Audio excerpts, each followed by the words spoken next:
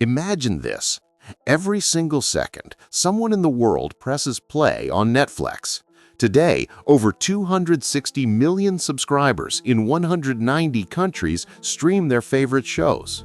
But here's the twist. This empire began not with streaming, not even with DVDs, but with a $40 late fee. The year was 1997. Blockbuster was king. Every neighborhood had one. Bright aisles filled with VHS tapes and DVDs, but behind the friendly store smile was a trap: late fees. Return a movie a day late? Pay up. Forget for a week? The fine could cost more than buying the movie outright. Blockbuster made $800 million a year just from late fees. Customers felt punished, but no one could escape until Reed Hastings and Mark Randolph asked a daring question.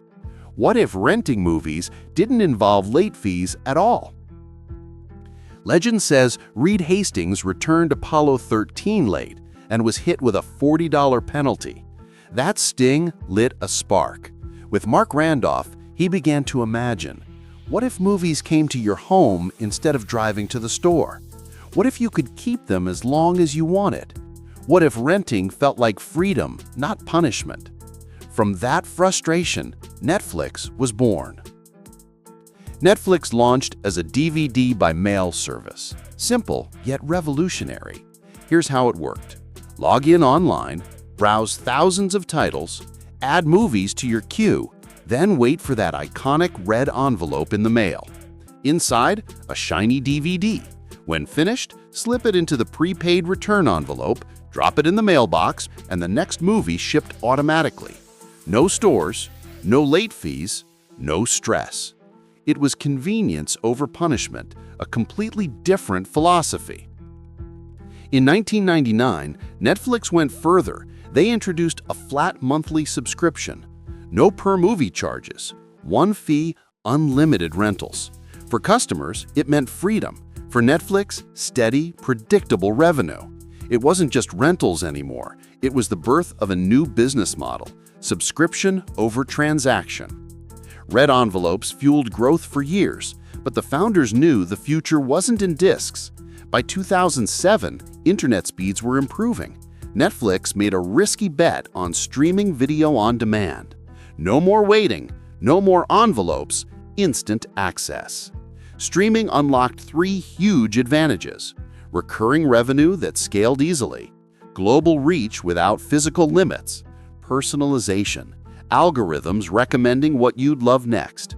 It was bold, but it worked. Today, Netflix offers tiered plans: a low-cost ad-supported plan, a standard HD plan, and a premium 4K plan with multiple devices. And it's no longer just a library of shows. It's gaming, interactive content, and original productions that define culture. But the road wasn't smooth. Netflix faced moments that could have killed the company. 2000, they offered to sell to Blockbuster for $50 million. Blockbuster laughed. Years later, Blockbuster collapsed. Netflix soared. 2007, the shift from DVDs to streaming, a gamble on internet bandwidth. 2011, the launch of original content, Lilyhammer, then House of Cards. Owning shows meant independence from Hollywood. 2016 onwards, global expansion. From Spain's Money Heist to Korea's Squid Game, local hits became global phenomena. 2022, slowing growth pushed Netflix to launch an ad-supported tier, unthinkable for the once ad-free pioneer. Each pivot was a risk. Each risk a lesson in adapting before being forced to. So, what can startups learn from Netflix? Lesson 1. Solve a real pain point. Netflix wasn't about DVDs, it was about eliminating late fees. Solve the frustration, and people will follow. Lesson 2. Embrace change before you're forced to. From discs to streaming to content creation to ads and gaming, Netflix reinvented itself again and again. Rigidity kills. Flexibility wins. Lesson 3. Think global, act local. Netflix didn't just push American shows abroad. They invested in local creators, making stories that connected deeply with each culture, then spread worldwide. Netflix's rise wasn't luck. It was a masterclass in adaptation, innovation, and relentless focus on customers. And that's the real story, how a $40 late fee turned into a $200 billion empire. Want more deep dive case studies that break down the world's biggest companies?